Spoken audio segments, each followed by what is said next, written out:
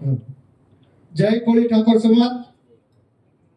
આજનો સમસ્ત કોળી ઠાકોર એકતા મંચ ગુજરાતના અધ્યક્ષ મહામંડલેશ્વર 1008 પરમ પૂજ્ય ઋષિ ભારતીજી બાપુના માર્ગદર્શન હેઠળ ગુજરાતમાં કોળી ઠાકોર સમાજના તમામ સંગઠનોના અધ્યક્ષો ને આજે એક બેઠક બોલાવી છે, જેમાં ગુજરાત કોળી સમાજ કર્મચારી મંડળના અધ્યક્ષ રાજુભાઈ વંશ તેમજ તમામ સંગઠનોના અધ્યક્ષો આજે આપણે ઉપસ્થિત થયા છે।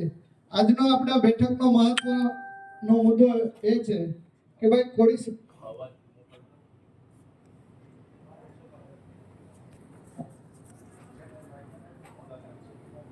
સમાજને કોળી ઠાકોર સમાજને અત્યારે અનામત બાબતે અન્યાય થાય છે। તો અન્યાય કેમ થાય?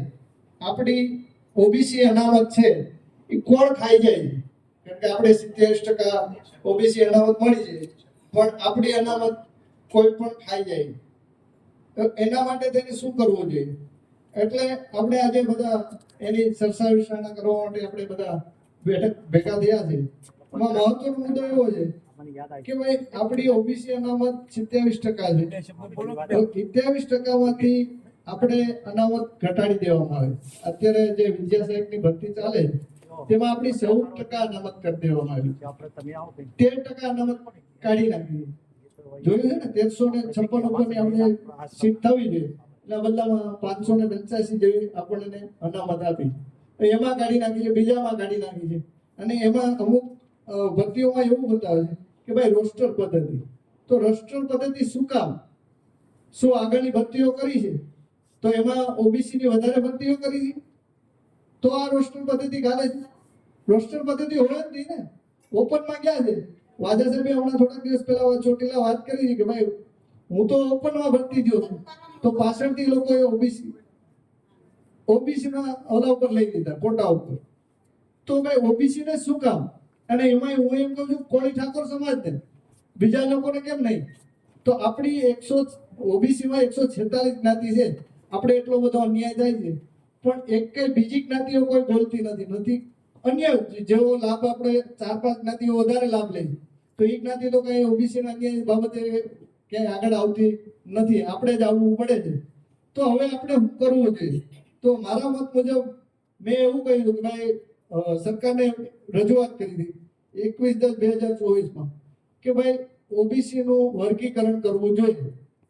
આપણે 27 માંથી 20% બાકી છે, તો 20% આપણી આમ તો વસ્તીના પ્રમાણમાં મળતી નથી, પણ તાત્કાલિક માંગવા માટે થઈને મેં રજૂઆત કરી, તો એના રોસ્ટર પર તેના પત્ર મને મળ્યા છે, અને એ પત્ર મુજબ એવું કહેવામાં આવ્યું છે, અને રાજ્ય અધિક્ષક સચિવ અને પછાત વર્ગ માટેના પંચને પત્ર મોકલ્યો, જેમાં અહીંયા 19/10/2022 ના ઠરાવથી અન્ય પછાત વર્ગો માટે પંચના રેફરન્સ મુદ્દા નંબર 5 બતાવ્યા છે। એમાં એવું કહ્યું છે કે જે વધુ સામાજિક અને શૈક્ષણિક રીતે વધુ અતિ પછાત હોય તે જાતિ તરીકેનું વર્ગીકરણ કરવાનું 19/10/2022 નો ઠરાવ કરી દીધો, અને સુપ્રીમ કોર્ટના નિર્દેશ મુજબ।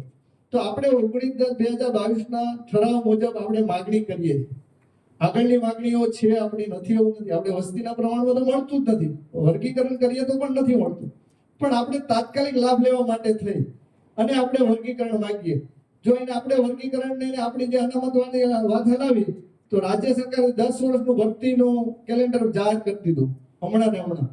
મેં 21/10/2024 ના પત્ર લખ્યા પછી તો કેટલી બધી ભરતીઓ જાહેર કરી દીધી।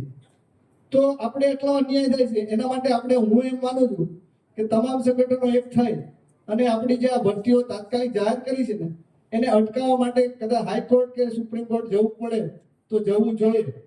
એના માટે પણ થોડીક આપણે ચર્ચા વિચારણા કરવી જોઈએ। બીજી વાત આવી છે, કારણ કે એને ખાલી અન્ય લોકોને 10% ઈડબ્લ્યુએસ મળ્યું છે, તો એને ઈડબ્લ્યુએસ નો લાભ મળે છે અને એ ઓપનમાં જઈ શકે છે। હમણાં જ એક જાહેરાત આવી છે, એમાં ઈડબ્લ્યુએસ માં લાભ લઈ શકે છે અને ઓપનમાં પણ જઈ શકે છે। જ્યારે આપણા વિદ્યાર્થીઓ ઓબીસી ના વિદ્યાર્થીઓ જ્યારે અનામતનો લાભ લે છે તો ઓપનમાં નથી જઈ શકતા, અને આપણું જે આ રોસ્ટર પદ્ધતિ જે ગાળવામાં આવી છે ને, એ રોસ્ટર પદ્ધતિ એ માટે જ ગાળી છે કે આપણી આગળની ભરતીઓ છે એમાં રોસ્ટર પદ્ધતિ, પણ આગળ આપણે ખબર છે કે આપણો વિદ્યાર્થી કોઈ ગયો છે ઓપનમાં ગયો છે તો એ હું કામ રોસ્ટરમાં આવે છે, આગળ તો કઈ અહીંયા ઓબીસી ની વધારે ભરતી તો નથી જ કરી. જેમ આપણે અનામત 27% થી 27% જ ભરી છે, તો શું કામ રોસ્ટર પદ્ધતિ? એનો પણ વિરોધ કરવો જોઈએ. એટલે આ બધા વિરોધ આપણે એટલા માટે કરવા જોઈએ કે આપણે તમામ ભરતીઓમાં અત્યારે અન્યાય થાય છે. ઓબીસી ના રોસ્ટર પદ્ધતિને સિસ્ટમ કરીને આપણી ઓબીસી માં અનામત ઘટાડે છે. એમાં આપણે ખાસ કરીને કોળી ઠાકોર સમાજને જ વધુમાં વધુ નોકરીની અંદર નુકસાન જાય છે. એટલે એના માટે થઈને ખાસ આપણે અત્યારે મુદ્દાઓ માટે લડત ચાલુ છે. બીજો મુદ્દો આપણો એવો છે કે આપણને જે 54% વાળી વાત ખાલે છે, ભાઈ 54% વાળી એ મહત્વની છે. એમાં 100% આપણે એના માટે લડત લડવી જોઈએ કે 54% ઓબીસી અનામત કરવામાં આવે અને પછી વર્ગીકરણ કરવામાં આવે. તો કદાચ હું એમ માનું છું કે એના માટે આપણે થોડીક સારા નિષ્ણાત અને એડવોકેટ લોકોને આપણે મળી અને પછીની માગણી આપણે કરીએ. બીજી વાત આવી કે ભાઈ આપણું નિગમ છે કોળી ઠાકોર સમાજનું નિગમ. હવે આપણું કોળી ઠાકોર વિકાસ નિગમ છે એ તો શોભાના ગાંઠિયા જ છે. આપણી વસ્તી અત્યારે 2-2.5 કરોડની ઉપરની છે. આપણે નથી શૈક્ષણિક લોન મળતી, અને લોન લેવા જાય તો એમાં એવા જડ નિયમો ઘાલી દીધા છે કે આપણે કોઈ પણ વિદ્યાર્થીને વિદેશ જવું તો લોન આપતા જ નથી. વિદેશ એજ્યુકેશન માટે જવું હોય, ડોક્ટર બનાવવું હોય તો લોન આપતા નથી. આપણે આપણા નિગમમાં નથી. જ્યારે બિન અનામત આયોગ છે એમાં 15 લાખ રૂપિયા આપે છે. આપણને શું વાંધો? આપણું ખાલી 20 કરોડ રૂપિયાનું બજેટ છે. 20 કરોડમાં પણ આપણું બજેટ તો પાછું જાય છે. જાય છે એનું કારણ એક છે કે એમાં જડ નિયમો એવા છે કે કોઈ શૈક્ષણિક હેતુ માટે લોન લેવા જાય તો જે અરજદાર છે એમના